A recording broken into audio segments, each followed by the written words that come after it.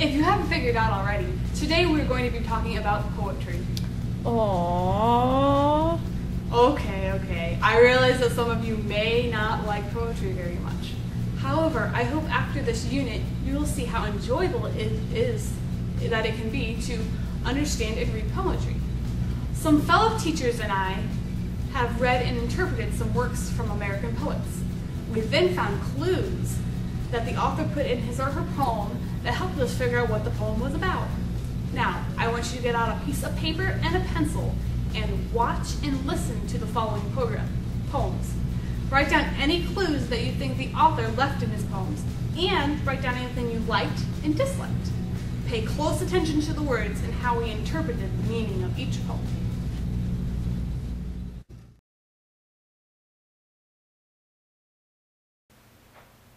Once upon a midnight dreary, while I pondered, weak and weary, over many quaint and curious volume of forgotten lore, while I nodded, nearly napping, suddenly there came a tapping, as of someone gently rapping at my chamber door. "'Tis some visitor," I muttered, tapping at my chamber door. Only this, and nothing more.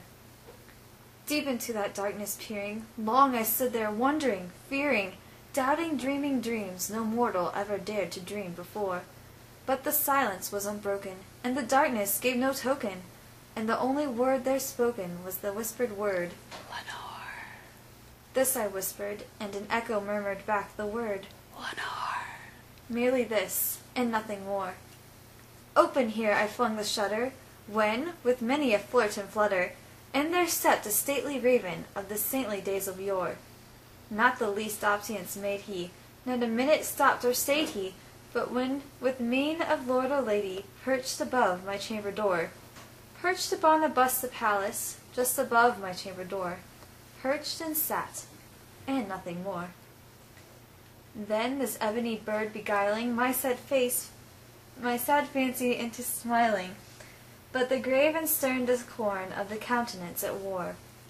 "Though the crest be shorn and shaven, thou," I said, "art sure no craven, ghastly grim and ancient raven, wandering from the nightly shore.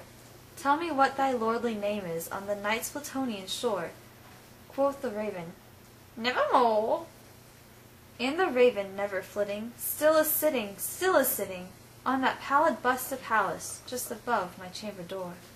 And his eyes have all the seeming of a demon's that is dreaming, and the lamplight o'er him streaming throws his shadow on the floor. And my soul from out that shadow that lies floating on the floor shall be lifted nevermore.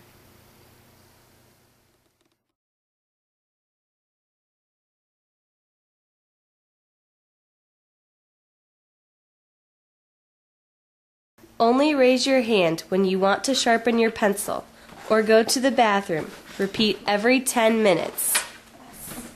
Yes. Yes. Yes. Oh. Never raise your hand when you want to answer a question. Instead, yell, "Ooh, ooh, ooh," and then when the teacher calls on you, say, "I forgot what I was going to say." All right, class. Who can spell Indiana? Me! Yes, Tina. I forget.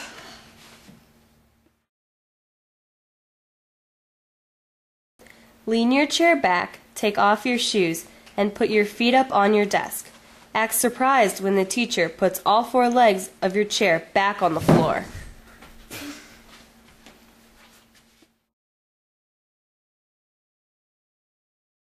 Drop the eraser end of your pencil on your desk. See how high it will bounce. Carrie, Tina. Drop your books on the floor. See how loud a noise you can make. Carrie and Tina, pick them up now.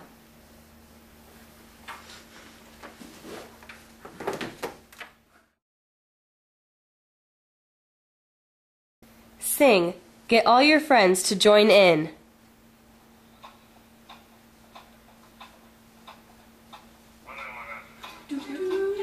No.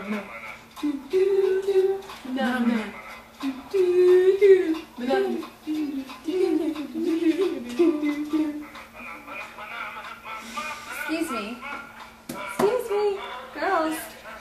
Girls, girls.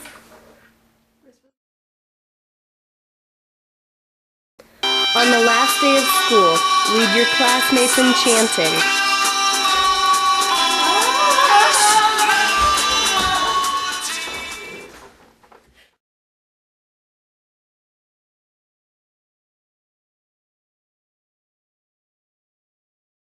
Fame is a bee. It has a song. It has a sting. Ah, too. It has a wing.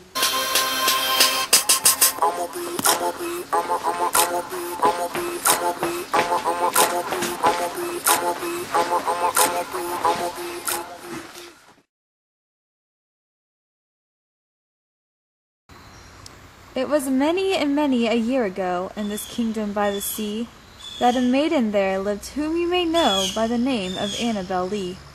And this maiden she lived with no other thought than to love and be loved by me. And this was the reason that, long ago, in this kingdom by the sea, a wind blew out of a cloud, chilling my beautiful Annabel Lee, so that her high-born kinsman came and bore her away from me, to shut her up in a sepulchre in this kingdom by the sea. For the moon never beams without bringing me dreams of the beautiful Annabel Lee, and the stars never rise but I feel the bright eyes of the beautiful Annabel Lee.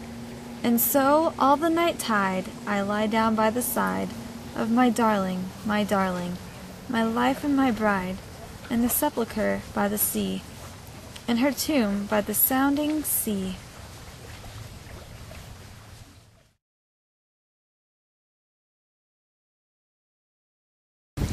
Hi, I'm Dora. My stomach's full of butterflies. Lamented Dora Diller. Her mother sighed. That's no surprise. You ate a caterpillar.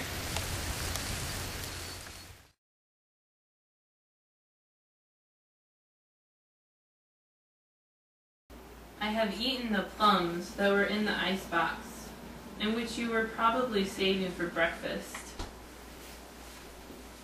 Forgive me.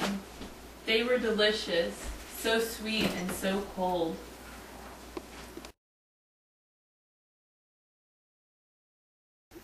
Spot ate my homework, he thought it was chicken. Aliens landed and gave me a licking. Can't raise my hand, I got poked in the ribs. These are a few of my favorite fibs. Can't wear my backpack, it's bad for my shoulders. Can't find my notebook and can't find my folders. Can't write in pen, I'm allergic to ink. Can't change for gym cause the uniforms stink. When I'm flunking, when I'm tardy, when the due date's past, I simply remember my favorite fibs, and then I am free at last.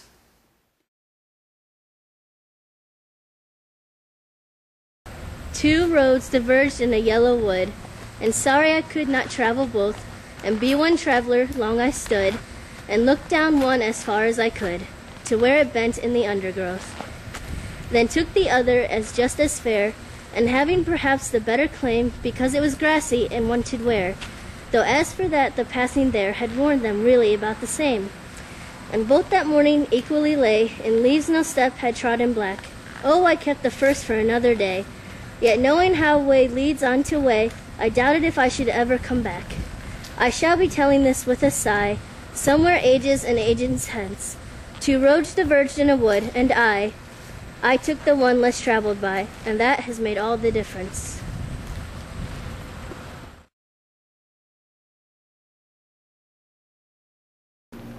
Hold fast to dreams, for if dreams die, life is a broken-winged bird that cannot fly. Hold fast to dreams, for when dreams go, life is a barren field, frozen with snow.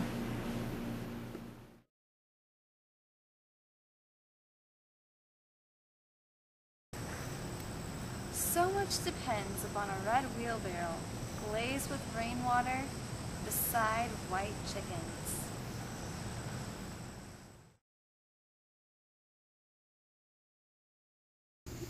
In silent midnight, our old scarecrow topples down. Weird hollow echo.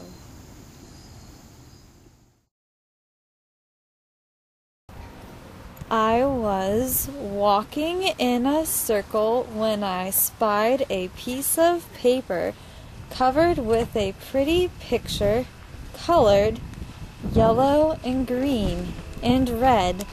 As I picked it up, I noticed that it also had some writing, and I knew that I should read it.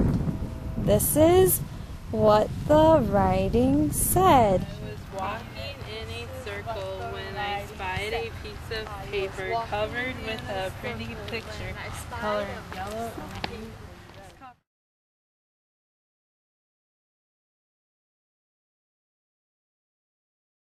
18 luscious, scrumptious flavors, chocolate, lime, and cherry, coffee, pumpkin, fudge, banana, caramel, cream, and boysenberry, rocky road and toasted almond, butterscotch, vanilla dip, buttered brickle, apple ripple, coconut, and mocha chip, brandy, peach, and lemon custard, each scoop lovely, smooth, and round, tallest ice cream cone in town, lying there stiff on the ground. Simple and fresh, and fair from winter's close emerging, as if no artifice of fashion, business, politics have ever been. Forth from its sunny nook of sheltered grass, innocent, calm, golden as the dawn, the spring's first dandelion shows its trustful face.